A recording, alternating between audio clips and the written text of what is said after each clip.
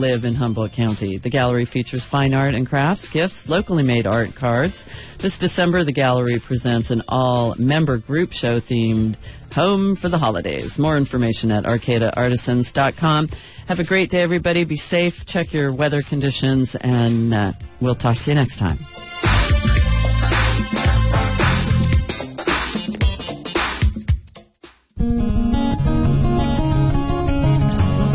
Thank you for staying with KHSU on your Tuesday, December 18th, 2012. I'm Wendy Butler. It's time for Art Waves. Kathy Statzer, evening supervisor here at Humboldt State University Library. And also, she has been an art history educator both at HSU and at College of the Redwoods. And her love of art history and yearning to do more to connect people with art and making it more relevant in their day-to-day lives led her to self-publish her first book. It's a guided journal, and it's titled Art One-on-One, Reflecting on Your Life Through Art. And Kathy Statzer is my guest. It is actually based on all the years I've been teaching art appreciation and survey courses of Western art. So just like a 16-week semester in art appreciation, this book follows that format of 16 chapters, starting from prehistoric cave art in chapter 1 and ending in post-impressionist in the late 19th century with Vincent van Gogh. So every chapter basically is a movement in Western art, just like in a classroom. Now, what this book does that I couldn't do in the classroom is it gives you the historical moment, the main ideas of that movement, and also the visual element, the composition and formal qualities of that art movement. But then it takes those main ideas from that movement and offers the reader questions that they can ask themselves and reflect on themselves and then write about it in this guided journal. There are lines in the pages for them to write so that they are essentially asking themselves the same questions that artists have been asking themselves throughout time. So that the topics range anything from love and beauty to who they like to hang out with at a cafe, or, from the big essential human questions to our minute everyday details. Well, let me ask you this. You said you weren't able to do this while teaching. Why is that? No time? That's right. I don't know if you remember the old movie, If It's Tuesday, It Must Be Belgium. Well, it's kind of a, traveling movie. In the classroom, I always used to joke, today we're in Egypt, Wednesday we're in Greece, and next Monday we're in Rome, and, every day that we met, when you're teaching a survey class, you're in another time and place.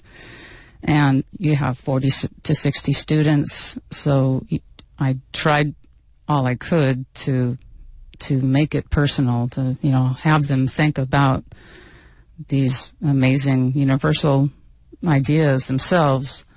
And I actually used to give my students journal question homework to think in this way, but, logistically it got to be impossible just with grading and all. So I did. This is why I needed to write this book, because there wasn't a semester that went by that I didn't feel like I had, there was a lost opportunity feeling at the end of the semester that, yes, they may have learned about art and maybe it sunk in that they could have a personal ongoing relationship with art, but did anybody have time enough to really reflect on these questions in their own lives, to have that art really be a reflection for them of themselves and knowing their own thoughts, knowing their own beliefs. Also, sensitizing their eyes to art and having that continue into their daily life of, seeing that stippled green in that one painting and then going outside and seeing it on the texture of a fence and having that wonderful life experience that art can give us. So this is my attempt to have that happen. Chapter 1 is Prehistoric Cave Art and Survival, and that's 15,000 to 10,000 BCE in the location. Lascaux, France. Lascaux, France. I want to read the beginning and then the follow-up questions that you have, just to give listeners a better idea of the format of the book. So it begins like this. It was tundra, treeless. The glaciers had receded to the north of what is now Europe, leaving the southern regions harshly habitable. The nomadic peoples of the Old Stone Age lived in cave entrances and temporary shelters. They depended on animals for meat, furs, and tools for their physical survival. But when they weren't hunting, putting up shelters, working bone, hide, or reed, when they weren't only trying to stay alive, they could be found deep inside the caves, creating art. And after this beginning, what happens is we move into a direction that you give as an instructor, basically, or the author, instructor, author, on what the reader is to now do. The reader is to now do this. Step into your living room as if you were entering the limestone caves of Lascaux. Is it Lascaux? Mm-hmm. Lascaux, France. What stories do your walls tell? What would you like them to tell? And then there are several lines where the reader can write a response to those first couple of questions. And then from there, then you continue with your narrative on the caves. And then after that, there are more questions to respond to. So and that's really the book. It alternates, history, ideas. It teaches you about art. If this is a book for beginners. Well, let me ask you before we continue. Mm-hmm. Let me ask you this: how did you come up with the questions that people would in these sections respond to? Somebody asked me that. I came up with those questions because I sit in the back room of our house, which is now my study, and look out the window and drink hot tea and think.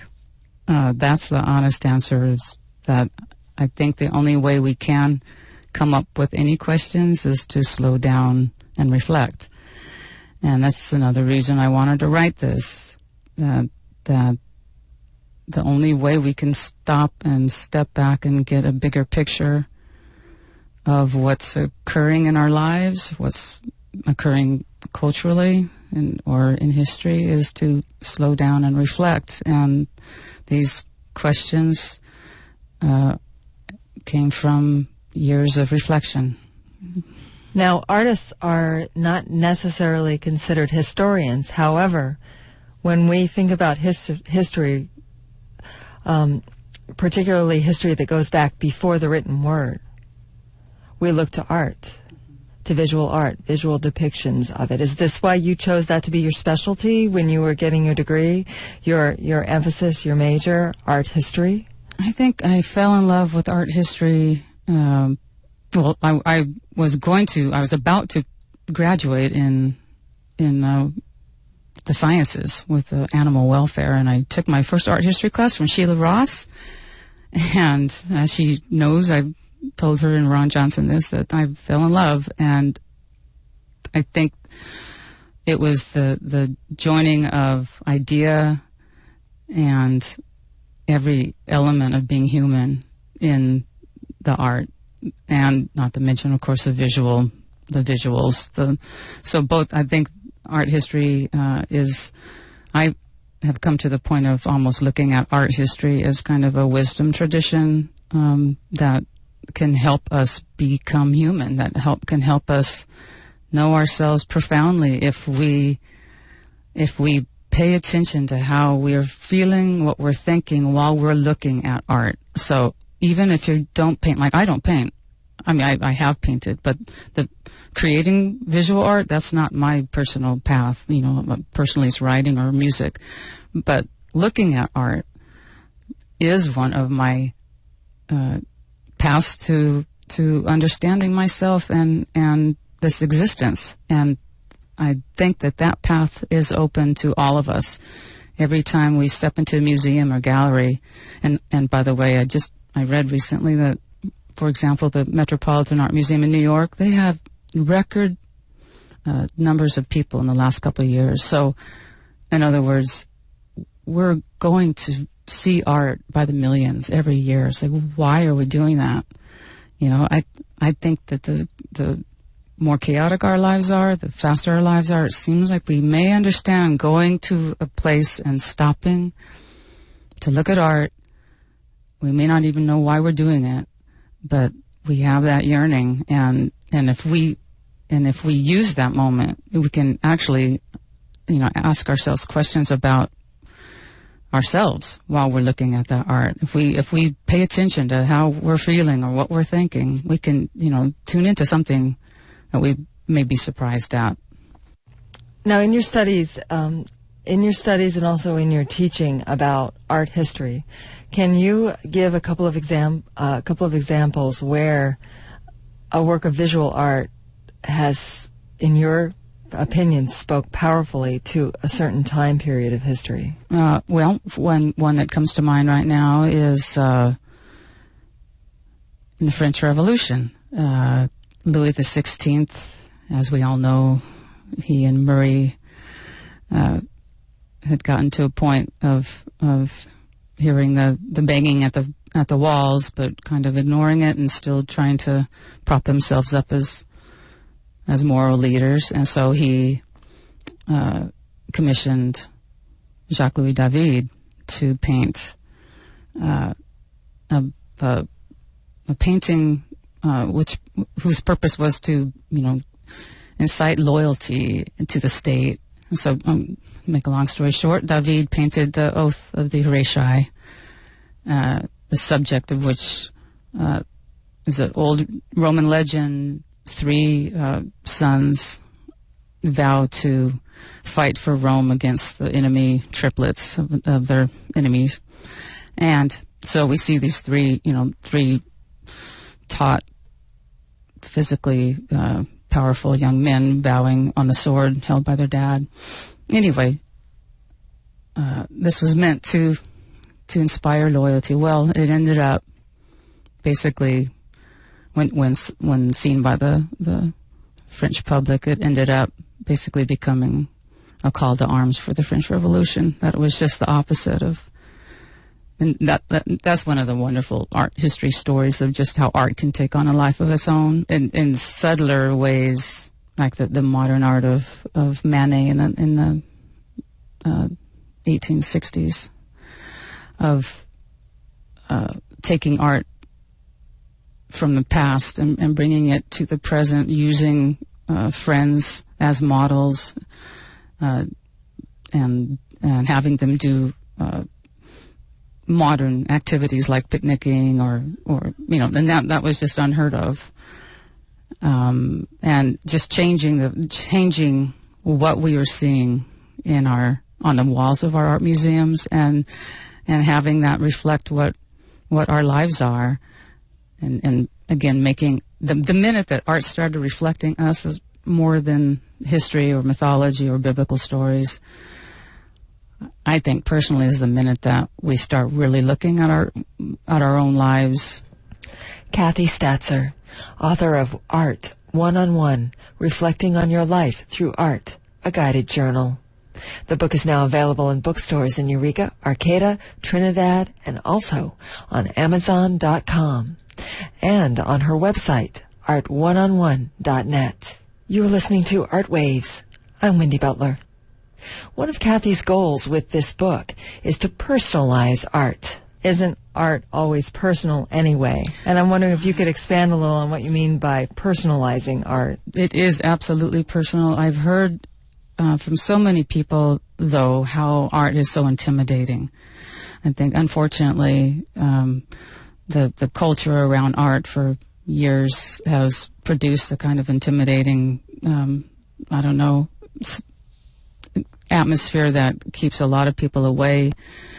And with this book, what I'm trying to offer, take it back to the cave paintings, that art is, there's nothing more essential and fundamental to being human than art. Whether you're creating your own art or some kind of creative activity, whatever it is, or looking at art, that it is essentially human. In fact, to the point where, every class I would start would be with cave art, of course, and to this day it never ceases to amaze me and fill me with wonder that those people that were just surviving physically, the moments that they weren't surviving, and when we're talking about really surviving physically, they were making materials to go 70 feet deep into a cave where you can't see your hand in front of your face and draw on walls. You don't get more essential than that. And so those people are us. Those people are us, and we're so inundated with, with elements of life that aren't essential, or aren't truly essential, but we've mistaken that. The whole book is not simply the narrative and then the questions and the response. There's also some other sections, such as something titled "Asking Questions, Playing in the Shadows." Mm-hmm. Asking questions, playing in the shadows. And I'll just read the beginning. Do you know someone who inexplicably irritates you, who you cross the street to avoid having to speak to? The Swiss psychiatrist Carl Jung might call that person your, quote, quote, shadow figure, an individual who may personify aspects of your personality too uncomfortable to acknowledge. Again, nothing stays hidden forever. To this day, I'm amazed at the less than lovely workings of my mind at times.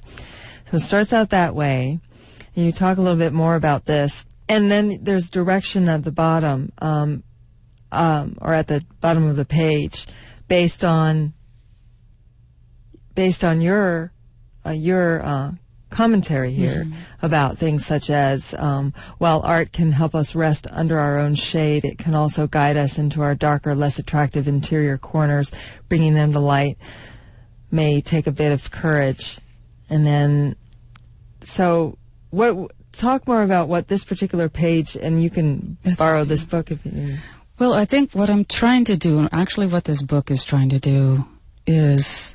well, let's talk about this specific page. Okay. Because you write questions such as, again, write your immediate responses to it. What are your associations with it? With it meaning what you just, your commentary that you just wrote. Do you feel your body tightening? Oh, with it, actually what I'm trying to do with this particular exercise, I'm asking the reader to look back on the art that they've looked at so far in this journal. And was there a particular artwork that irritated them or left them dry, or they just, or repulsed them, and to actually focus on that particular work and try to start asking themselves why. So this is an exercise, like the book, to start trying to form our own questions. I think that, it's really a book about critical thinking, and to become conscious of why we like something, why we don't like something, what touches us, why doesn't it touch us.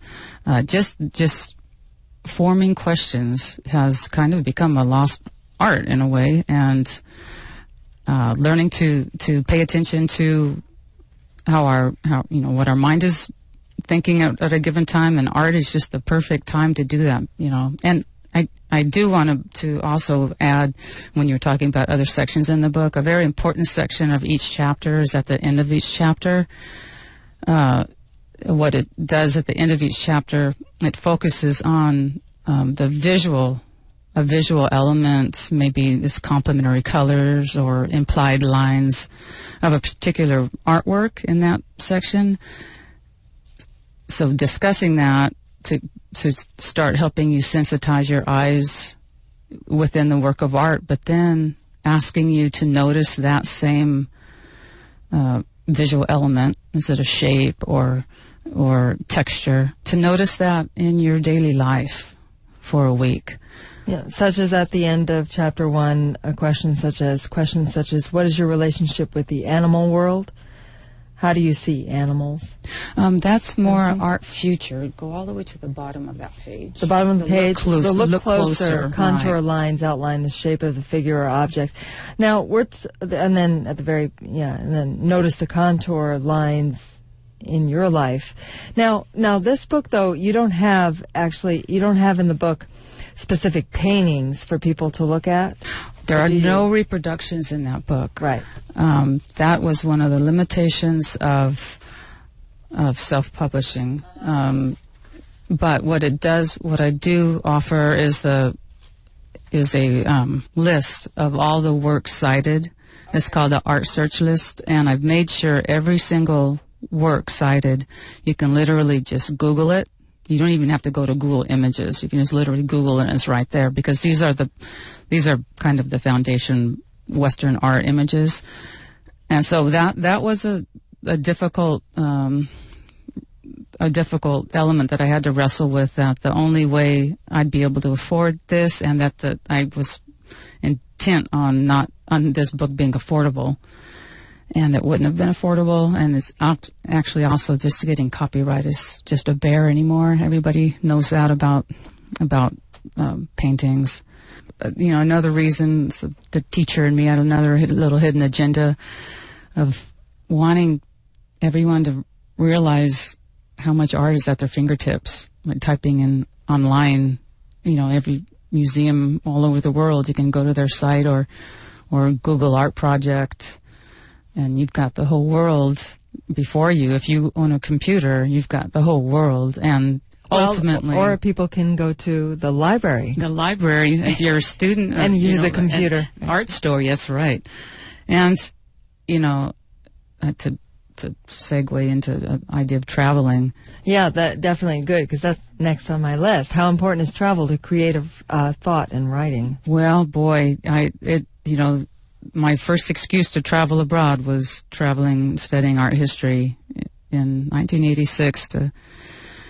I went with the first group at HSU with Ron Johnson that studied abroad for a semester, and that, besides, as I say in the book, how wonderful a reproduction can be, it has absolutely no power as the real work of art does. So that's the first thing. If you have any chance to go look at art in real life, please do, because you can't believe what you might experience from a book or the computer image. And then here you are in another world, maybe in another culture, asking you some amazing questions related to your own life and culture, and just as art does, there's nothing that's not asked in art and traveling, to think about. I was wondering, would you be lost without doing the book chronologically? You wouldn't. It depends on what your goals are. If you want to understand how art relates to art, which it does, every movement influences subsequent movements. There's no doubt. You may not end up with kind of a nice, fully rounded understanding of the history of Western art, which I really appreciated at the beginning. How, the place of any movement, but that's by no means to say that you can't just open up any page for some kind of more synchronistic. Absolutely. I mean, this is the reader's journal. This is their journal to do whatever they need to do with it. And you will learn what you want to learn. You don't need to answer every question. You may not want to answer every question. So if you want to pick and choose, that's absolutely viable. How important is it that the book reader feels creative? Oh, yeah, I had a wonderful experience this week. I mean, this book has only been out less than 2 weeks. And I had a wonderful experience this week was just, without realizing it, just ready for this moment. I mean, she read the excerpts online on Amazon or my website, I'm not sure. And it just broke her open, really. And she shared with me that she hasn't felt like she's been a real self-reflective person in her life, and that this might be the perfect moment for her. Like being willing to give in to this, things like in what physical ways are you easily identifiable? Does your external image match your internal one? I mean, this requires self-reflection, honest self-reflection. And there are people, not necessarily people who are dishonest, but people who are intimidated by this task of self-reflection and even writing about it. Sure. And so who are you hoping, to appeal to with this book? Or, did you thought about people who, I don't write, what are you talking about? Right. I mean, what do you say to people such, like that? Well, what I say is who I dedicated it to. I dedicated this book to, not an individual. I dedicated this book to the quiet wisdom within each of us, because I so strongly believe that all of us have our own wisdom inside, and that it's just a matter of quieting down to hear it. And that even picking up this book and trying to know ourselves better, it's almost a vote for our own well-being. Saying, to me, if I answer these questions, I would say to myself, I want to know who I am. I want to know, and nobody's going to read this. This is only me and my journal. No one's going to read this. It's not a test. It's not going to be graded. This is only me finding out more. I'm curious to know more about myself and why I do what I do. What it makes me think how I think, or do I really feel how I, think I'm feeling? I'm not sure, but it's less about thinking that you have to be creative and more, are you curious about yourself? Kathy Statzer, Art 1-on-1, Reflecting on Your Life Through Art, a guided journal. It's now available in Eureka at Morris Graves Museum of Art, Sewell Gallery, and Eureka Books, in Arcata at Northtown Books and Plaza, in Trinidad at Moonstone Crossing Tasting Room, at Amazon.com, and at art1on1.net. Artwaves is produced for KHSU at Humboldt State University. I'm Wendy Butler, and I produce, engineer, and host this program. And I want to let you know KHSU thanks all of our contributing listeners for supporting the station in 2012. And if you gave during our recent year-end fundraiser, thank you for keeping KHSU strong and independent. And I invite you to listen to Artwaves every Tuesday at 1:30 p.m. on your radio or anytime online at khsu.org.